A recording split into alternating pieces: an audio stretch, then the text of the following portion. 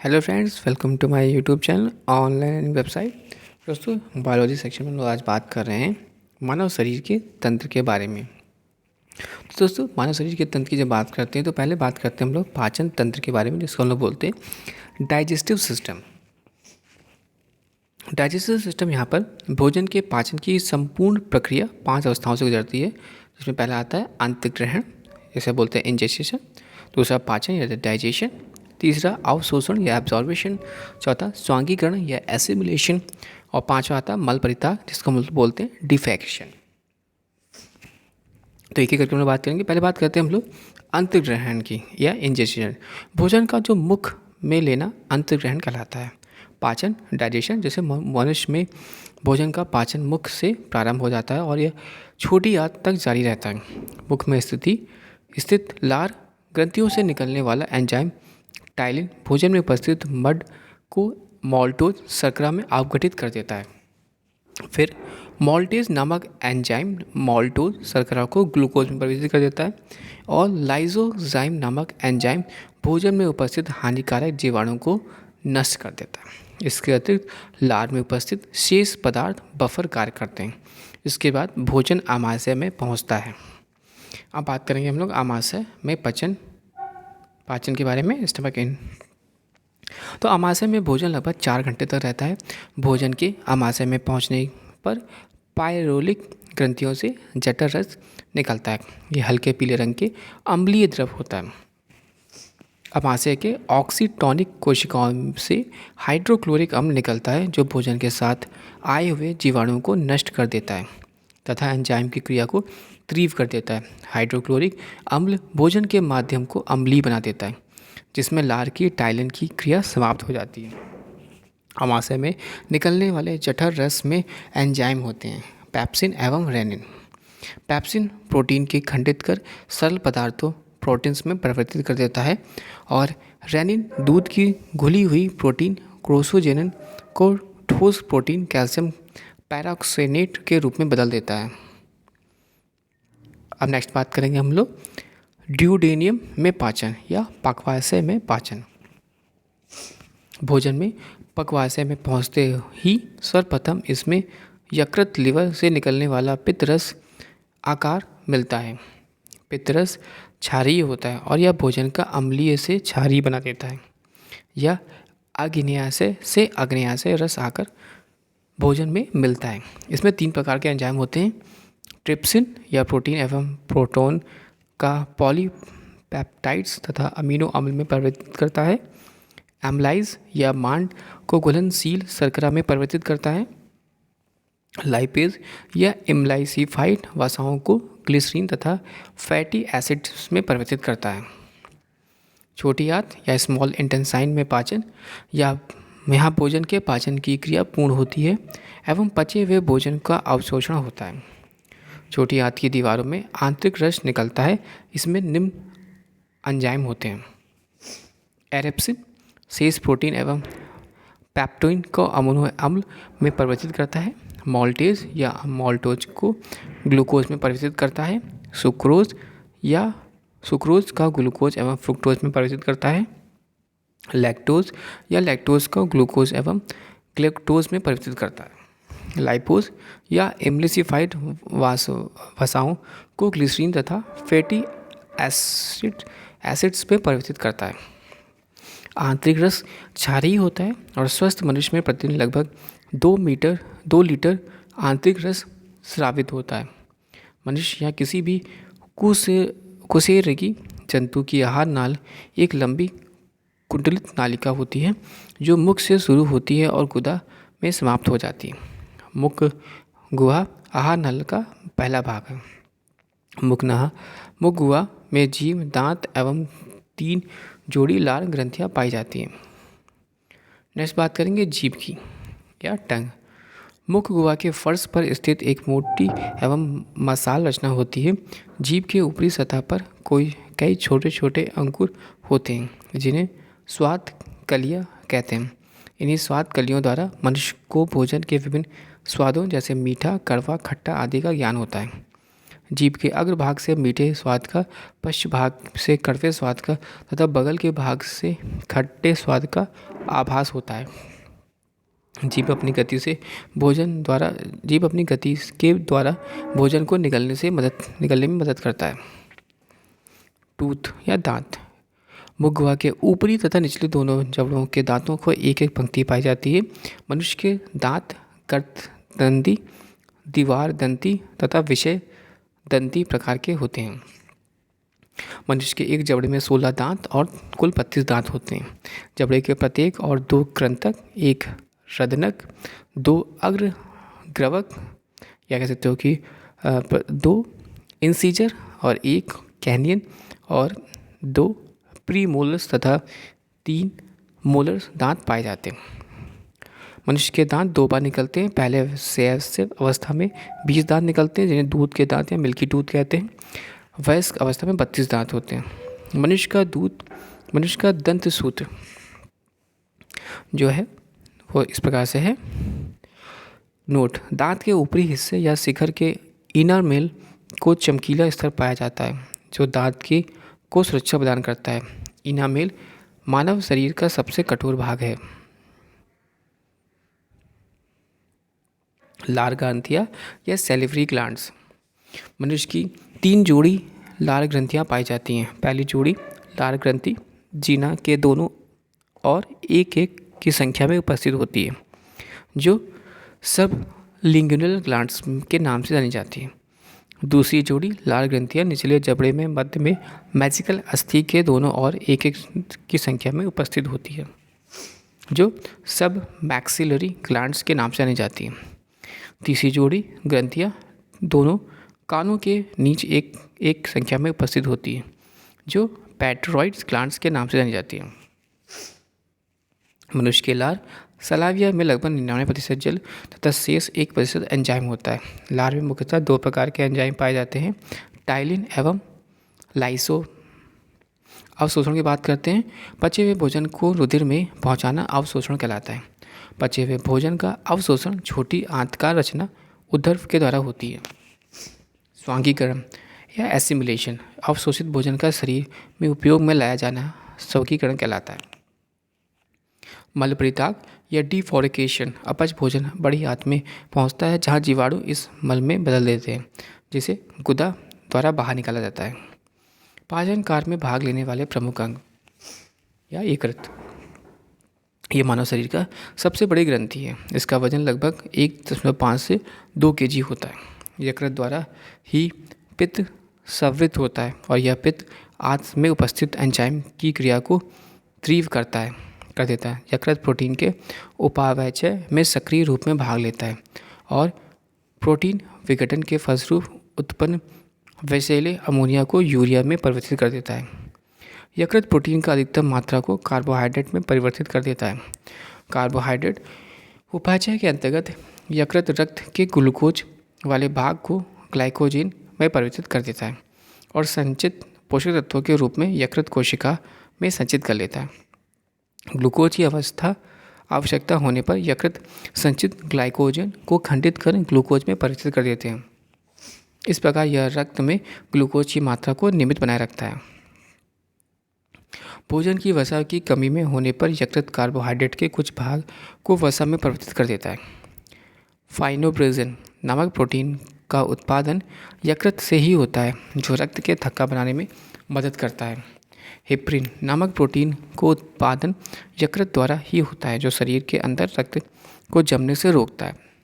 मृत आरबीसी को नष्ट यकृत के द्वारा ही किया जाता है। यकृत थोड़ी ही मात्रा में लोहा, आयरन, तांबा और विटामिन को संचित करके रखता है। शरीर के ताप को बनाए रखने में मदद करता है। भोजन में जहर देकर मारे गए व्यक्ति की मृत्यु कारण के जांचों में यकृत एक महत्वपूर्ण सुराग होता है। पित्ताशय या गॉल ब्लैडर। पित्ताशय नाशपाती के आकार की एक थैली होती है, जिसमें यकृत के निकलने वाला पित्त जमा रहता है। पित्ताशय में पित्त पक्यावश में पित्त नलिका के माध्यम से आता है। पित्त का पक्याशय में गिरना प्रतिवर्ती क्रिया द्वारा होता है। पित्त या पीले हरे रंग का एक क्षारीय द्रव है, जिसका pH मान 7.7 होता है। पित्त की जल की मात्रा 85% एवं पित्त वर्णक की मात्रा 12% होती है। पित्त के मुख्य कार्य निम्न है। यह भोजन के माध्यम का क्षारीय कर देता है जिसे आग्नेयासी रस क्रिया कर सके। यह भोजन में आए हानिकारक जीवाणुओं को नष्ट करता है। यह वसाओं को इम्लिसीकरण या इम्लिफिकेशन ऑफ फैट करता है।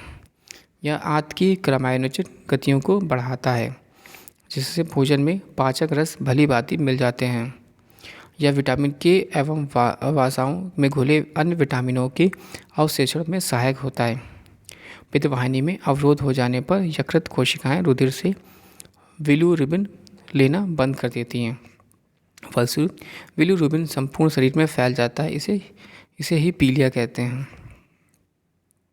अग्नाशय या पैनक्रियास, यह मानव शरीर की दूसरी सबसे बड़ी ग्रंथि है। यह एक सात अंतःस्रावी या नालकीहीन और बाह्यस्रावी दोनों प्रकार की ग्रंथि है। इसमें अग्निशाही रस निकलता है। इसमें 9.8% जल तथा शेष भाग में लवण एवं एंजाइम होते हैं। ये क्षारीय द्रव होता है जिसका पीएच मान 7.5 से 8.3% होता है। इसमें तीनों प्रकार के मुख्य भोज्य पदार्थ यथा कार्बोहाइड्रेट, वसा एवं प्रोटीन को पचाने के लिए एंजाइम होते हैं। इसलिए इसे पूर्व पाचक रस कहा जाता है। एंजाइम मूलतः प्रोटीन होते हैं। लैंगरहस की दीपिका, यह अग्न्याशय की एक भाग होता है। इसकी खोज लैंगरहस ने नामक चिकित्सा शास्त्री ने की थी। इसके बीटा कोशिका बीटा सेल से इंसुलिन और इंसुलिन अल्फा कोशिका से अल्फा सेल से ग्लूकाइन एवं गामा कोशिका से सेमोस्ट्रेसेटिन नामक हार्मोन निकलता है। बात करते हैं इंसुलिन की, तो यह एक अग्न्याशय में एक भाग लैंगरहस की दीपिका के बीटा कोशिका द्वारा स्रावित होता है। इसकी खोज फ्रेडरिक बैंटिक एवं चार्ल्स बेट ने 1921 ईस्वी में की थी। 1922 में पहली बार लियोनार्ड थॉमसन को कनाडा में इंसुलिन का इंजेक्शन लगाया गया था। यह ग्लूकोज से ग्लाइकोजन बनाने की क्रिया को नियंत्रित करता है। इंसुलिन के अल्प स्रवण में से मधुमेह नामक रोग हो जाता है।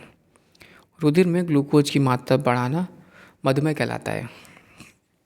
इंसुलिन के अति स्रवण से हाइपोग्लाइक्सेमिया नामक रोग हो जाता है जिसमें जनन क्षमता का दृष्टि ज्ञान कम होने लगता है। ग्लूकोजन का पुनः ग्लूकोज में परिवर्तित कर देता है। सोमोस्टेटिन या पॉलीपेलाइट हार्मोन होता है जो भोजन के स्वंगीकरण अवधि को बढ़ाता है। अब हम लोग बात करेंगे चार्ट की, जिसमें पाचन का सारांश के बारे में बात करेंगे। तो पहला आता है ग्रंथि रस, इसमें बात करेंगे लार की। Ptyalin, maltase, paps. टाइलिन भोज्य पदार्थ जिसका मंड, प्रतिक्रिया के बाद है माल्टोज। Maltase, maltose glucose. जठर रस, पैप्सिन प्रोटीन और पैटोबनेंस। Rennin, casein, calcium paracaseinate. अग्नाशय रस, ट्रिप्सिन प्रोटीन और पॉलीपेप्साइडेट्स। एमाइलेज, मंड एंड शर्करा। लाइपेज, वसा अम्ल व ग्लिसरॉल। आनियरस, एरेप्सिन प्रोटीन और अमीनो अम्ल। Maltose glucose. सुक्रोज ग्लूकोज व फ्रुक्टोज। लैक्टोज ग्लूकोज व लैक्टोज। लाइपेज, वसा, वसीय अम्ल व ग्लिसरॉल। मानव शरीर में पुच्छ वृहन्ततंत्र में संलग्न होता है। अब हम लोग बात करेंगे परिसंचरण तंत्र की, यानी सर्कुलेटरी सिस्टम। तो रक्त परिसंचरण की खोज सन 1928 ईस्वी में विलियम हार्वे ने की थी। इसके अंतर्गत निम्न 4 भाग हैं। पहला हृदय, दूसरा धमनियाँ, तीसरा शिराएँ और चौथा रुधिर। हृदय या हृदयवरण या पेरिकार्डियम नामक थैली में सुरक्षित रहता है। इसका भार लगभग 300 ग्राम होता है। यह शरीर का सबसे व्यस्त अंग है। मनुष्य का हृदय 4 कोष्ठों में बना होता है। अगले भाग में एक दायां अलिंद राइट आर्टिकल एवं बायां अलिंद लेफ्ट आर्टिकल व हृदय के पिछले भाग में एक दायां निलय राइट वेंट्रिकुलर तथा एक बायां निलय लेफ्ट वेंट्रिकल होता है। दायां अलिंद राइट ऑर्कल एवं दायां निलय राइट वेंट्रिकल के बीच त्रिवलनी कपाट ट्री स्कूप्ड वॉल्व होता है। बाह्य अलिंद लेफ्ट ऑर्टिकल एवं बाह्य निलय लेफ्ट वेंट्रिकल के बीच द्विलिंगी कपाट होता है। शरीर से हृदय की ओर रक्त ले जाने वाला रक्त वाहिनी को सिरा वेनिन कहते हैं। सिरा में अशुद्ध रक्त तथा अर्थात कार्बन डाइऑक्साइड युक्त रक्त होता है। इसका अपवाद है कि पल्मोनरी सिरा फेफड़ा से बाह्य अलिंद में रक्त को पहुंचाता है। इसमें शुद्ध रक्त होता है। हृदय से शरीर की ओर रक्त ले जाने वाली रक्त वाहिनी को धमनी कहते हैं। धमनी में शुद्ध रक्त अर्थात ऑक्सीजन युक्त रक्त होता है। इसका अपवाद पल्मोनरी धमनी है। पल्मोनरी धमनी दाहिने निलय से फेफड़ा में रक्त पहुंचाता है। इसमें अशुद्ध रक्त होता है। हृदय के दाहिनी भाग में अशुद्ध रक्त यानी कार्बन डाइऑक्साइड युक्त रक्त व बाएं भाग में रक्त युक्त यानी ऑक्सीजन युक्त रक्त रहता है।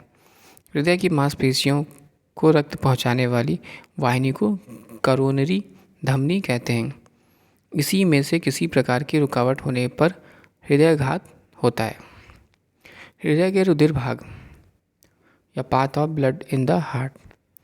बाह्य अलिंद, बाह्य निलय, देहिक महाधमनी, विभिन्न धमनियाँ, छोटी धमनियाँ, धमनी कोशिकाएं, अंग, अग्र एवं पश्च महाशिरा। दाहिना अलिंद, दाहिना निलय, पल्मोनरी धमनी, फेफड़ा और पल्मोनरी नीरा सिरा, बाह्य अलिंद, ऑक्सीजन युक्त रुधिर। हृदय के संकुचन व शिथिलन को सम्मिलित रूप से हृदय की धड़कन या हार्ट बीट कहते हैं। सामान्य अवस्था में मनुष्य का हृदय 1 मिनट में 72 बार धड़कता है तथा एक धड़कन में लगभग 70 मिली युक्त रक्त पंप करता है। साइनो ऑरिक्यूलर नोड दाहिनी अलिंद की दीवार में स्थित तंत्रिका कोशिकाओं का समूह है, जिससे हृदय धड़कन की तरंग प्रारंभ होती है। सामान्य मनुष्य का रक्तदाब 120 से 80 mmHg होता है। रक्तदाब मापने वाले यंत्र का नाम है सिफ्कोमैनोमीटर। थायरॉक्सिन एवं एड्रिनल स्वतंत्र रूप से हृदय की धड़कन को नियंत्रित करने के वाले हार्मोन हैं। रुधिर में उपस्थित कार्बन डाइऑक्साइड रुधिर के pH को कम करके हृदय की गति को बढ़ाता है, अर्थात अम्लीयता हृदय की गति को बढ़ाती है एवं क्षारीयता हृदय की गति को कम करती है। लासिका परिसंचरण तंत्र विभिन्न ऊतकों तथा कोशिकाओं के बीच स्थित अंतर कोशिकीय अवकाशों में पाए जाने वाले हल्के पीले द्रव को लसिका कहते हैं। लसिका एक प्रकार का द्रव है जिसकी रचना लगभग रक्त प्लाज्मा जैसी ही होती है, अर्थात पौष्टिक पदार्थ, ऑक्सीजन तथा कई अन्य पदार्थ मौजूद रहते हैं। लसिका में पाई जाने वाली कणिकाएं लिम्फोसाइट्स कहलाती हैं। ये वास्तव में श्वेत रुधिर कणिकाएं होती हैं। लसिका उस ऊतक से हृदय की ओर केवल एक ही दिशा में बहता है। लसिका के कार्य। लसिका में उपस्थित लिम्फोसाइट्स हानिकारक जीवाणुओं का भक्षण करके रोगों की रोकथाम में सहायक होता है। बी, लसिका लिम्फोसाइट्स का निर्माण करती है। लसिका के नोड, जिन्हें लिम्फोनोड कहते हैं, मनुष्य के शरीर में छन्ने का कार्य करते हैं। धूल के कण, जीवाणु, कैंसर कोशिकाएं इत्यादि लिम्फ नोड में फंस जाते हैं। लसिका घाव भरने में सहायता करती है। लसिका ऊतकों में सिराओं के विभिन्न वस्तुओं का परिसंचरण करता है। उत्सर्जन तंत्र या एक्सक्रीटरी सिस्टम। उत्सर्जन या एक्सक्रीशन जीवों के शरीर में उपचयी प्रक्रमों से बने विषैले अवशिष्ट पदार्थों को निष्कासन को उत्सर्जन कहते हैं। साधारणतः उत्सर्जन का तात्पर्य नाइट्रोजन तत्सर्जी पदार्थ जैसे यूरिया, अमोनिया, यूरिक अम्ल आदि के निष्कासन से होता है। मनुष्य के प्रमुख उत्सर्जी अंग निम्न हैं: किडनी, त्वचा, यकृत, फेफड़ा। किडनी मनुष्य एवं अन्य स्तनधारियों से में प्रमुख उत्सर्जी अंग एक जोड़ा वक्र है। इसका वजन 140 ग्राम है। इसके 2 भाग हैं। बाहरी भाग को कॉर्टेक्स और भीतरी भाग को मेडुला कहते हैं। प्रत्येक वक्र लगभग 1:30,00,00 वक्र नलिकाओं से मिलकर बना है, जिन्हें नेफ्रॉन कहते हैं। नेफ्रॉन ही वक्र की कार्यात्मक इकाई है। प्रत्येक नेफ्रॉन में एक छोटी सी प्यालीनुमा रचना होती है। इसे बैमन सैम्पुट या बॉमैन कैप्सूल कहते हैं। बॉमैन सैम्पुट में पतली रुधिर कोशिकाओं को कोशिका गुच्छ पाया जाता है जो दो प्रकार की धमनियों से बनता है। ए, चौड़ी अभिभावी धमनियाँ जो रुधिर की कोशिकाओं गुच्छ में पहुंचाती हैं। पतली अपवाही धमनियाँ जिसके द्वारा रक्त कोशिकाएं गुच्छ से वापस ले जाया जाता है।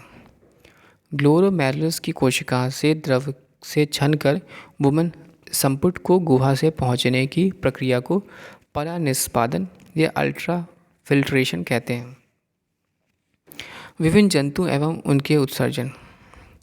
जंतु और उत्सर्जन। एक कोशिकीय जंतु विषण के द्वारा, पैराफेरा संघ जंतु विशिष्ट नली कांत के द्वारा, सेलिंट्रस सीधी कोशिकाओं के द्वारा, चपटे कृमि ज्वाला कोशिकाओं द्वारा, एनिलिडा संघ के जंतु वक्र द्वारा और आर्थ्रोपोड्स मैल्फिथन नलिकाओं के द्वारा।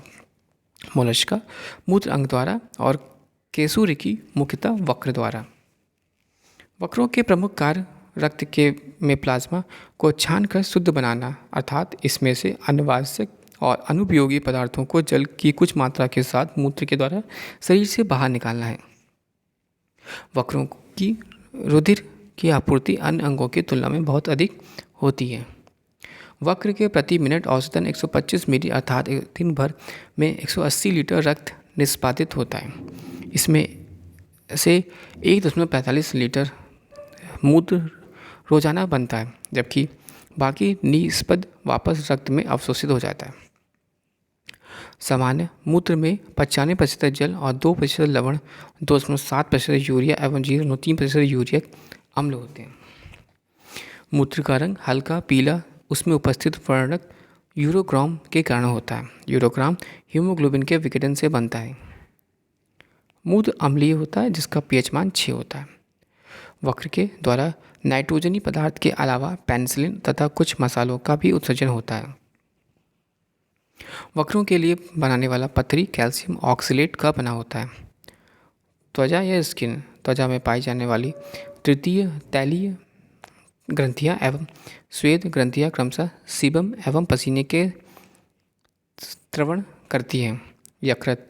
यकृत कोशिकाएं आवश्यकता से अधिक अमीनो अम्ल तथा रुधिर की अमोनिया को यूरिया में परिवर्तित करके उत्सर्जन में मुख्य भूमिका निभाता है।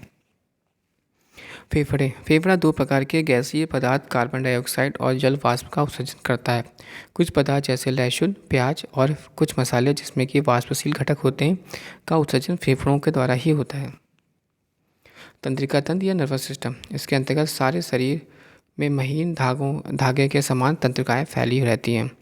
ये वातावरणीय परिवर्तनों की सूचनाएं संवेदी अंगों से प्राप्त करके विद्युत आवेगों के रूप में द्वारा इनका द्रुत गति से प्रसारण करती है और शरीर के विभिन्न भागों के बीच कार्यात्मक समन्वय स्थापित करती है। मनुष्य का तंत्रिका तंत्र 3 भागों में बटा है।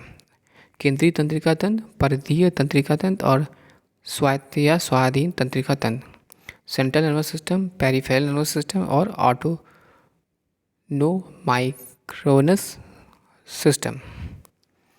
केंद्रीय तंत्रिका तंत्र की बात करते हैं तो हम लोग तंत्रिका तंत्र का वह भाग जो संपूर्ण शरीर वस्याओं तंत्रिका तंत्र पर नियंत्रण रखता है केंद्रीय तंत्रिका तंत्र कहलाता है। मनुष्य का केंद्रीय तंत्रिका तंत्र 2 भागों से मिलकर बना होता है। पहला मस्तिष्क, दूसरा मेरुज्जू या स्पाइनल कॉर्ड।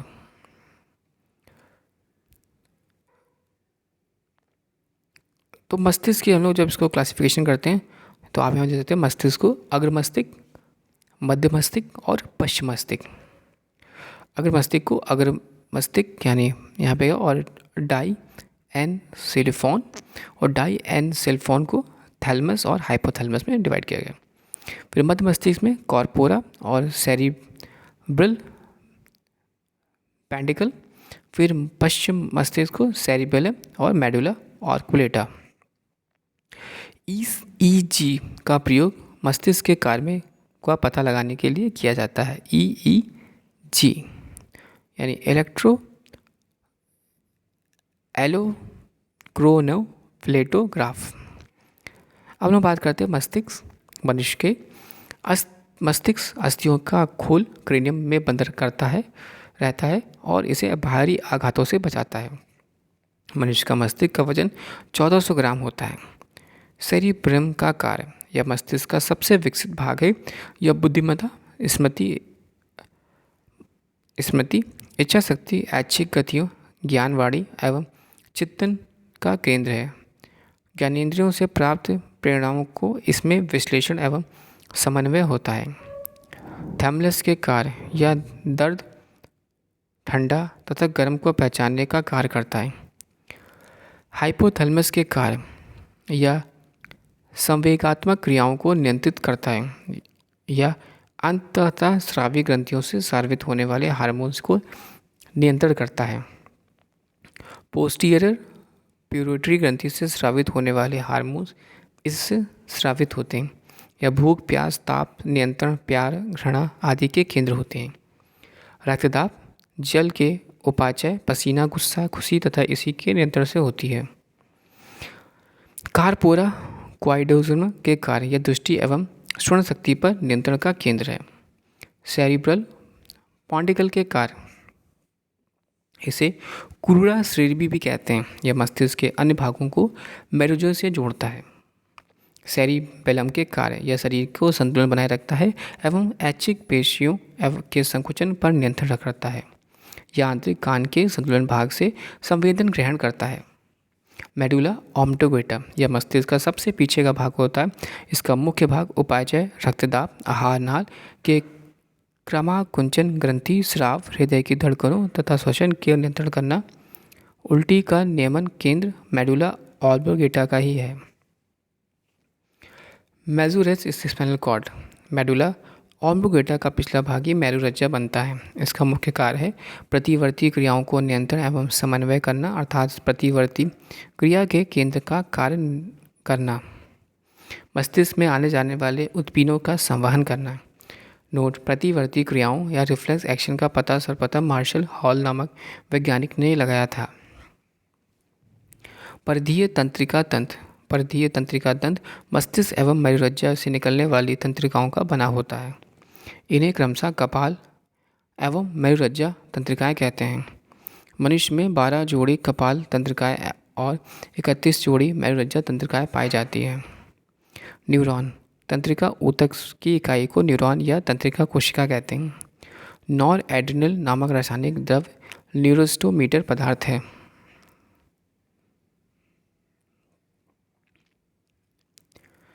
स्वायत्त तंत्रिका तंत्र कुछ मस्तिष्क एवं कुछ मेरुरज्जीय तंत्रिकाओं का बना होता है। यह शरीर के सभी आंतरिक अंगों व रक्त वाहिनियों को तंत्रिकाओं की आपूर्ति करता है। स्वायत्त तंत्रिका तंत्र की अवधारणा का सबसे पहले लैंगली ने 1921 में प्रस्तुत किया था। स्वायत्त तंत्रिका का तंत्र कुछ मस्तिष्क एवं कुछ मेरुरज्जीय तंत्रिकाओं का बना होता है। यह शरीर के सभी आंतरिक अंगों व रक्त वाहिनियों को तंत्रिकाओं को आपूर्ति करता है। स्वायत्त तंत्रिका तंत्र की अवधारणा को सबसे पहले लैंगली ने 1921 में प्रस्तुत किया। स्वायत्त तंत्रिका तंत्र के 2 भाग होते हैं, अनुकंपी तंत्रिका तंत्र और परानुकंपी तंत्रिका तंत्र। अनुकंपी तंत्र के कार्य यह त्वचा में उपस्थित शुद्ध वाहिनियों को संकीर्ण करता है। इसकी क्रिया से बाल खड़े हो जाते हैं और यह लाल ग्रंथियों के स्राव को कम करता है। यह हृदय में स्पंदन को तेज करता है। यह श्वेत ग्रंथियों के स्राव को प्रारंभ करता है। यह आँख की पुतली को फैलाता है। यह मूत्राशय की पेशियों का विमोचन करता है। यह आंत्र में क्रमानुकुंचन गति को कम करता है। इसके द्वारा श्वसन दर तीव्र हो जाता है। यह रक्तदाब को बढ़ाता है। यह रुधिर में शर्करा के स्तर को बढ़ाता है। यह रुधिर में लाल रुधिर कणिकाओं की संख्या में वृद्धि करता है। यह रक्त के थक्का बनने में मदद करता है। इसके सामूहिक प्रभाव से भय, पीड़ा तथा क्रोध पर प्रभाव पड़ता है। पुरानुकंपी तंत्र के कार्य इस तंत्र के कार्य को सामान्यतः अनुकंपी तंत्रिका के कार्य के विपरीत है।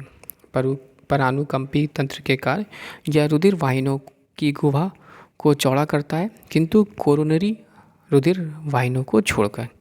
यह लार के स्राव में तथा अन्य पाचक रसों में वृद्धि करता है। यह नेत्र की पुतली का संकुचन करता है। यह मूत्राशय की अन्य पेशियों में संकुचन उत्पन्न करता है। यह तृतीय भित्ति में संकुचन एवं गति उत्पन्न करता है। इस तंत्रिका तंत्र का प्रभाव सामूहिक रूप से आराम और सुख की स्थितियाँ उत्पन्न करता है। छठा, कंकाल तंत्र या स्केलेटल सिस्टम। मनुष्य का कंकाल तंत्र दो भागों का बना होता है, अक्षीय कंकाल और उपज्ञीय कंकाल। अक्षीय कंकाल, इसको हम एक्सियल स्केलेटन बोलते हैं। शरीर का मुख्य अक्ष बनाने वाले कंकाल को अक्षीय कंकाल कहते हैं। इसके अंतर्गत खोपड़ी, केशुरोधक, दंड तथा छाती की अस्थियां आती हैं। खोपड़ी स्कल, मनुष्य के सिर के अंत कंकाल के भाग को खोपड़ी कहते हैं, जिसमें 29 अस्थियां होती हैं। इनमें से 8 अस्थियां संयुक्त रूप से मनुष्य के मस्तिष्क को सुरक्षित रखती हैं। इन अस्थियों से बनी रचना को कपाल या कैरोनियम कहते हैं। कपालों की सभी अस्थियां सीवनों के द्वारा दृढ़तापूर्वक जुड़ी रहती है। इसके अतिरिक्त 14 अस्थियां चेहरे को बनाती हैं। 6 अस्थियां कान को और हाइंड नामक एक अस्थि खोपड़ी में होती है। केशुरक दंड या वर्टिब्रल कॉलम। मनुष्य का केशुरक दंड 33 केशुरकाओं से मिलकर बना है। सभी केशुरक उपस्थिति गद्दियों से द्वारा जुड़े रहते हैं। इन गतिविधियों से केशुरक दंड लचीला रहता है। इसका पहला केशुरक, जो कि एटलस केशुरक कहलाता है, खोपड़ी को सादे रखता है। मनुष्य के शरीर में कुल हड्डियों की संख्या 206। मनुष्य बाल्यावस्था में कुल हड्डियों की संख्या 208। सिर की कुल हड्डियों संख्या 29, कपाल 8, फेशियल 14, कर्ण 6, रीढ़ की कुल हड्डियों की संख्या 33 और रीढ़ की कुल हड्डियों की संख्या विकसित होने पर 26 और पसलियों की कुल हड्डियाँ 24 होती हैं। केशुरक दंड के कार्य क्या हैं? सिर को सादे रखना या गर्दन तथा धड़ के आधार को प्रदान करता है। यह मनुष्य को खड़े होकर चलने, खड़े होने के बाद आदि में मदद करता है। यह गर्दन व धड़ को लचक प्रदान करते हैं और जिससे मनुष्य का किसी भी दशा में अपनी गर्दन और धड़ को मोड़ने में सफल होता है। यह मेरुरज्जा की सुरक्षा प्रदान करता है। केशुरक दंड के जो भाग हैं वो हैं गर्दन 7 केशुरक, वक्ष 12 केशुरक, काटे 5 केशुरक, त्रिक 5 केशुरक और पुच्छ या कैडुअल रीजन 4 केशुरक, टोटल 33। उपांगीय कंकाल या अपेंडिकुलर स्केलेटन, इसमें निम्न भाग हैं। पाद अस्थियाँ, दोनों हाथ पैर मिलाकर 118 अस्थियाँ होती है। मेखलाएँ, मनुष्य के अग्रपाद तथा पश्चपाद को अक्षीय कंकाल पर साधने के लिए 2 चाप पाए जाते हैं, जिन्हें मेखलाएँ कहते हैं। अग्रपाद की मेखला का अंश मेखला तथा पश्चपाद की मेखला का श्रेणी मेखला कहते हैं। अंश मेखला के अग्रपाद की अस्थि हामुरस एवं श्रेणी की मेखला से पश्चपाद की हड्डी फीमर जुड़ी होती है। कंकाल तंत्र के कार्य। शरीर, अब यहाँ पहले बात करेंगे हम लोग कुछ विशेष स्थानों में हस्तियों के नाम एवं संख्या। कर्ण मेलिस हस्तियों का नाम है मेलिस, संख्या 2। इनक्रटस 2, स्टेपस 2, ऊपरी बाहों में हामुरस 2, अग्र बाहों में रेडियो आना 2, कलाई कॉर्पस 16, हथेली मेटाकार्पस 10, अंगुलियां फ्लेनिस 28, जांग फीमर 2, पिडली टेबुरिया 4, घुटना पेटेला 2, ठगना पाटार्सल 14, तलवा मेटाटार्सस 10। कंकाल तंत्र के कार्यों की बात करते हैं तो शरीर को निश्चित आकार प्रदान करना, शरीर के कोमल अंगों को सुरक्षा प्रदान करना, पेशियों को जोड़ने का आधार प्रदान करना, श्वसन एवं पोषण में सहायता प्रदान करना, लाल रक्त कणिकाओं का निर्माण करना, जांघ की हड्डी फीमर शरीर की सबसे बड़ी हड्डी होती है, कान की हड्डी स्टेपस शरीर की सबसे छोटी हड्डी होती है, मांसपेशियों में अस्थि के जोड़ को टेंडन कहते हैं और हस्ती के जोड़ को लिगामेंट्स कहते हैं। नेक्स्ट बात करेंगे अंतरास्रावी तंत्र या एंडोक्राइन सिस्टम। बाह्यस्रावी ग्रंथियाँ एक्सोक्राइन ग्लैंड्स या नालिका युक्त डक्ट ग्लैंड्स होती है। इससे एंजाइम का स्राव होता है, जैसे दुग्ध ग्रंथि, श्वेत ग्रंथि, अश्रु ग्रंथि, स्लीम ग्रंथि और लार ग्रंथि आदि।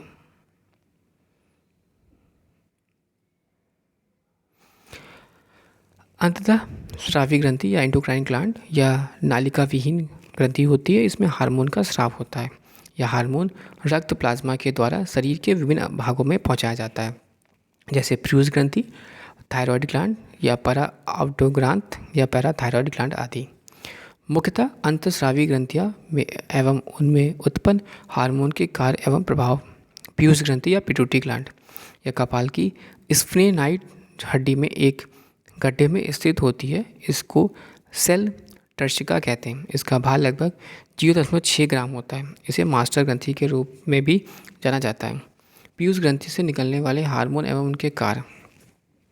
एसटीएच हार्मोन या सोमैटोट्रोपिक हार्मोन या शरीर की वृद्धि विशेषता हड्डियों की वृद्धि का नियंत्रण करती है। एसटीएच की अधिकता से भीमकातिव अथवा एग्रोमेगलिल विकार उत्पन्न हो जाते हैं, जिसमें मनुष्य की लंबाई सामान्य से बहुत अधिक बढ़ जाती है। एसटीएच की कमी से मनुष्य में बौनापन होता है। टीएसएच हार्मोन या थायराइड स्टिमुलेटिंग हार्मोन या थायराइड ग्रंथि को हार्मोन स्रावित करने के लिए प्रेरित करता है। एसीटीएच हार्मोन, जिसको हम लोग बोलते हैं एड्रिनल कॉर्टेक्स के स्राव को नियंत्रित करता है। जीटीएच हार्मोन या गोनाडोट्रोपिक हार्मोन ये जनन अंगों के कार्यों का नियंत्रण करता है। यह दो प्रकार का है, एफएसएच हार्मोन और LH hormone. FSH hormone follicle stimulating hormone या वर्षण की शुक्रजनन नलिकाओं में शुक्राणु जनन में सहायता करता है या अंडाशय में फॉलिकल की वृद्धि में मदद करता है। एलएच हार्मोन ल्यूटेनाइजिंग हार्मोन अंतराल कोशिका में उत्तेजक हार्मोन। नर में इसके प्रभाव में अंतराली कोशिकाओं में टेस्टोस्टेरोन हार्मोन एवं मादा में एस्ट्रोजन हार्मोन स्रावित होता है। एलटीएच हार्मोन दुग्धजनक हार्मोन। इसका मुख्य कार्य होता है शिशु के लिए स्तनों में दुग्ध स्राव उत्पन्न करना। एडीएच हार्मोन, इसका कारण छोटी छोटी रक्त धमनियों में संकीर्ण होता है एवं रक्तदाब बढ़ जाता है। यह शरीर में जल संतुलन को बनाए रखने में भी सहायक होता है। थायराइड ग्लैंड यह मनुष्य के गले में श्वास नलिया ट्रेकिया के दोनों ओर लैरिंक्स के नीचे स्थित होता है। इससे निकलने वाले हार्मोन थाइक्रोन एवं ट्रायोथायोरिन हैं। इसमें आयोडीन अधिक मात्रा में रहता है। थायरॉक्सिन का कार्य क्या है? यह कोशिकीय श्वसन में को गति को तीव्र करता है। यह शरीर की समान वृद्धि विशेषता हड्डियां, बाल इत्यादि विकास के लिए अनिवार्य है। जनन अंगों के सामान्य कार्य इन्हीं की सक्रियता पर आधारित रहते हैं। पीयूष ग्रंथि के हार्मोन के साथ मिलकर शरीर के जल संतुलन को नियंत्रण करती है। थायरॉक्सिन की कमी होने पर वाले रोग जड़ मानवता यह रोग त्वचा में होता है, जिसमें बच्चों की मानसिक एवं शारीरिक विकास अवरुद्ध हो जाता है। मिडीमाक्सा यौवनावस्था में होने वाले इस रोग में उपाय भली भांति नहीं हो पाता, जिससे हृदय स्पंदन और रक्तचाप कम हो जाता है। हाइपोथायरॉयडिज्म, इस लंबे समय तक इस हार्मोन की कमी के कारण यह रोग होता है। इस रोग के कारण सामान्यतः जनन कार्य संभव नहीं हो पाता है। कभी कभी इस रोग के कारण मनुष्य गूंगा एवं बहरा हो जाता है। घेंगा, भोजन में आयोडीन की कमी के कारण रोग उत्पन्न हो जाता है। इस रोग में थायराइड ग्रंथि के आकार में बहुत वृद्धि हो जाती है। थायरॉक्सिन के अधिकय होने वाले रोग टॉक्सिक गवाइडर, इसमें हृदय गति तीव्र हो जाती है और रक्तचाप बढ़ जाता है। श्वसन दर तीव्र हो जाती है। एक्सोथेल्मिया, इस रोग में आँख फूलकर नेत्र कोटर से बाहर निकल जाती है। पैराथायरॉयड ग्लैंड, यह गला में आउटू ग्रंथि या थायराइड ग्लैंड के ठीक पीछे स्थित होता है। इसमें दो हार्मोन स्रावित होते हैं, पैराथायरॉयड हार्मोन और कैलोटाइन। पैराथायरॉयड हार्मोन, यह हार्मोन तब स्रावित होता है जब रुधिर में कैल्शियम की कमी हो जाती है। कैलोटेनिन, जब रुधिर कैल्शियम की मात्रा अधिक होती है तब यह हार्मोन मुक्त होता है, अर्थात परा आउटू ग्रंथि में निकलने वाला हार्मोन रुधिर में कैल्शियम की मात्रा को नियंत्रित रखता है। थाइमस ग्रंथि, यह अंतःस्रावी ग्रंथि वक्षीय गुहा में उरस्थित के पीछे श्वास प्रणाली के विभाजन के स्तर पर स्थित एक लिम्फाइड अंग है। इसमें दो खंड होते हैं जो संयोजी ऊतक को एक परत से आपस में जुड़े होते हैं। इसमें बाहर की ओर कॉर्टेक्स होता है और जिसके अनगिनत संख्या में लिम्फोसाइट मौजूद होती है, और अंदर मेडुला होता है। मेडुला के लिम्फोसाइट की संख्या बहुत कुछ कम रहती है एवं कोशिकाओं के गुच्छे, जिसे थाइमिक या हैवल्सिस कोशिकाएं कहते हैं, भी रहते हैं।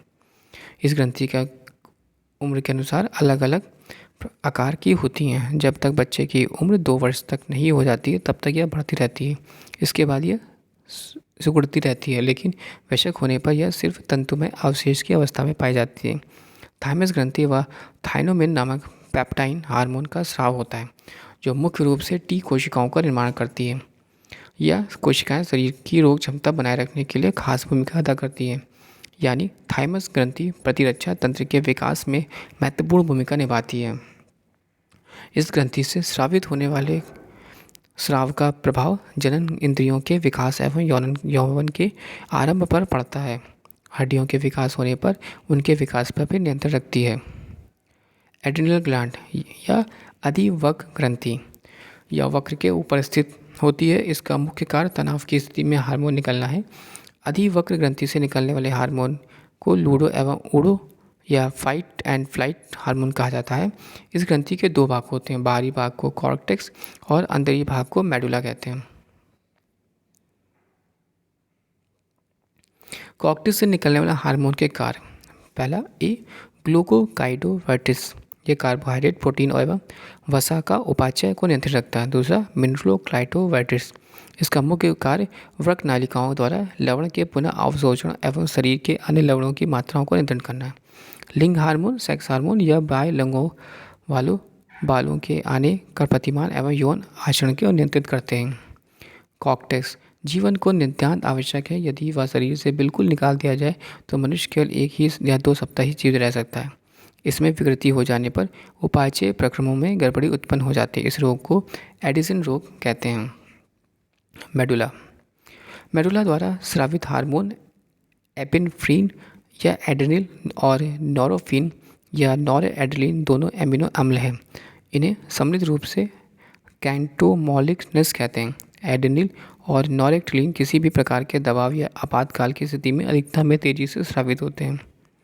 इसी कारण ये आपातकाल हार्मोन या युद्ध हार्मोन या फ्लाइट हार्मोन कहलाते हैं। यह हार्मोन सक्रियता, आंखों में पुतलियों में फैलाव, रोंगटे खड़े करना, पसीने आदि को बढ़ाते हैं। दोनों हार्मोन हृदय की धड़कन, हृदय संकुचन की क्षमता और श्वसन दर को बढ़ाते हैं। इसके कारण रक्त में ग्लूकोज का स्तर बढ़ जाता है और ये लिपिड एवं प्रोटीन के विखंडन को भी प्रेरित करते हैं।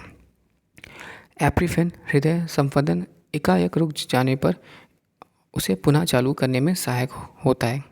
उत्तेजना के समय एड्रेनल हार्मोन अधिक मात्रा में उत्सर्जित होता है। क्रोध, भय एवं खतरे के समय सक्रिय होता है।